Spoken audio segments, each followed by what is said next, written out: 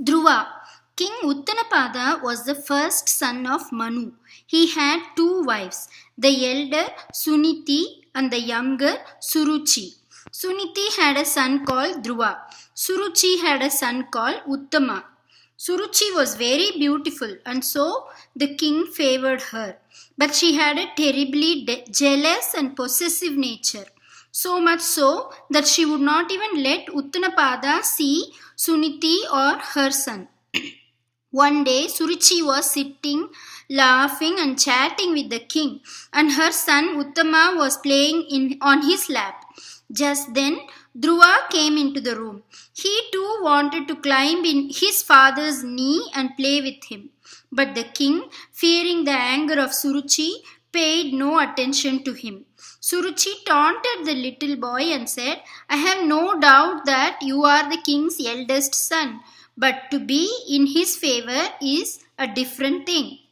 For that you will have to take birth in my womb. Therefore go and do penance, so that in your next life you may be born as my son. Sadly, with tears in his eyes, Dhruva looked up at his father.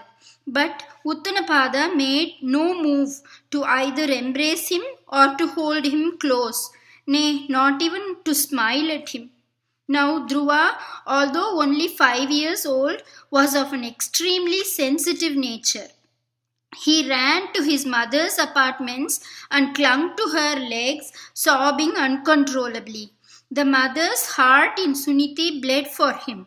She took him in her arms, smoothed back the locks of hair from his forehead, and kissed his tears away. She soothed him with soft, loving words and gentle whispers. When his lips had stopped quivering and he had become fairly calm, she said to him, Do not grieve so, my son, at the words of your stepmother. Remember, there is always justice in the eyes of God. Everyone must pay the price for his karmas, good or bad.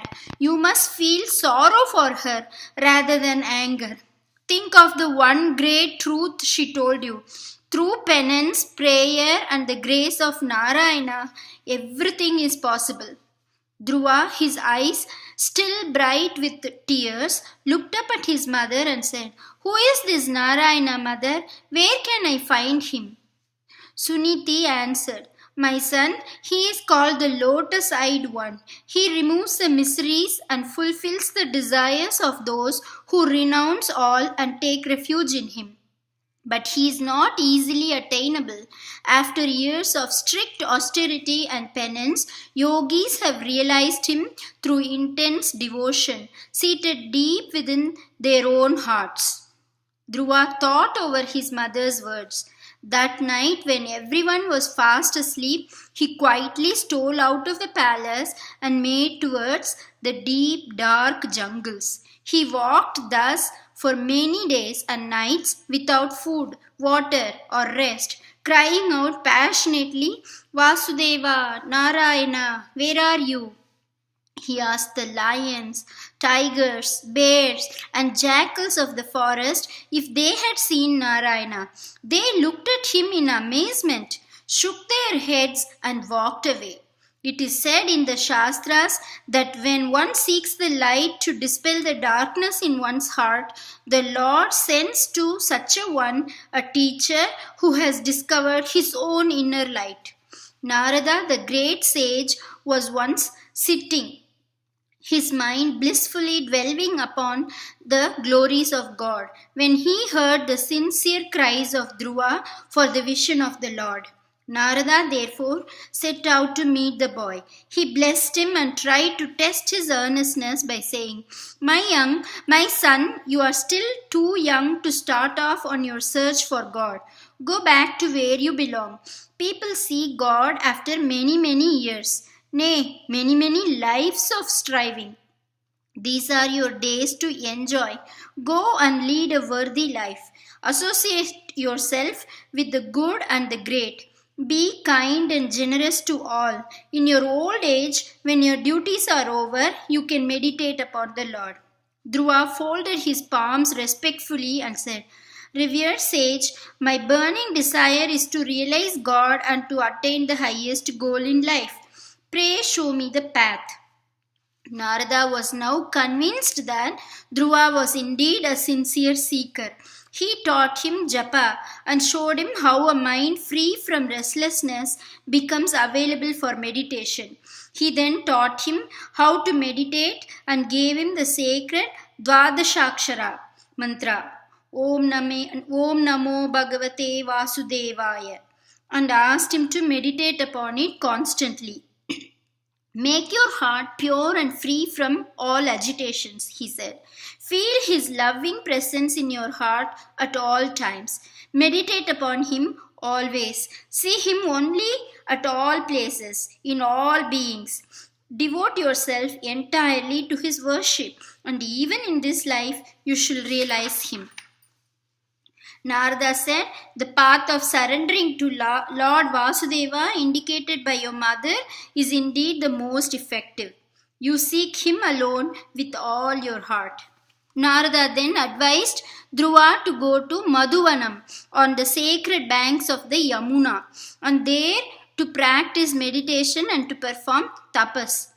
Dhruva prostrated before his teacher and went to the seclusion of Madhuvanam to perform penance. During the first few days, his spirit was restless. But soon he found a boundless joy in meditation. He subjected himself to rigorous tapas. He undertook terrible fasts, eating only dried leaves and grass, sipping water once in 9 days, and breathing only once in a while. He went into long spells of samadhi. By the 5th month, he had lost all consciousness of the outer world and had entered deeper into meditation. He stopped all movements of his body and stood poised only on the big toe of one foot. The 3 worlds began to rock, so great was the force of his penance. The earth tilted at the point where his toe pressed the ground. When he stopped his breath in samadhi, the breath of the 3 worlds also stopped, all but suffocating the living creatures. The Lord, now thirsty for the darshan of his bhakta, mounted his Garuda and gracefully landed in front of him. Slowly, Dhruva opened his eyes. He was dazzled by the presence of the divine Lord. He prostrated full length but could not utter a single word. So struck was he by the resplendence of Sri Narayana. The Lord, full of love and happiness, smiled and in blessing touched Dhruva with his divine conch. Dhruva's heart was flooded with love and in supreme joy he sang the praises of the Lord. Hail to you, Lord of the universe, friend of the poor and the afflicted. Grant that I may ever revel in your presence. Grant that my mind be ever engaged in contemplation of your blissful feet. Grant me thy own eternal being. May I enjoy the intimate fellowship, O infinite Lord, of exalted souls, possessed of pure hearts and constantly devoted to you, so that I may easily cross the terrible ocean of this samsara, full of great perils. May I get drunk with the nectar of your divine virtue and ennobling stories. Narayana said, my child, I know your heart. I grant you your boon, but now you will have to go back to your father and rule the kingdom till your allotted time upon the earth is over. Then you shall ascend to the celestial sphere where the Devas, Gandharvas and Apsaras constantly chant my glories. Here you shall have a permanent, unchanging place and shall be called the Dhruva Nakshatra. In later years, men will draw their guidance from you. With this blessing, the Lord disappeared. Obeying his command, Dhruva set out on his journey. His father, mothers, and brother all came out in splendid chariots and carriages to welcome him. He prostrated before his father, bowed low before his mothers, and embraced his brother. Suruchi begged his forgiveness. Suniti embraced him with tears of joy in her eyes. There was great rejoicing throughout the country.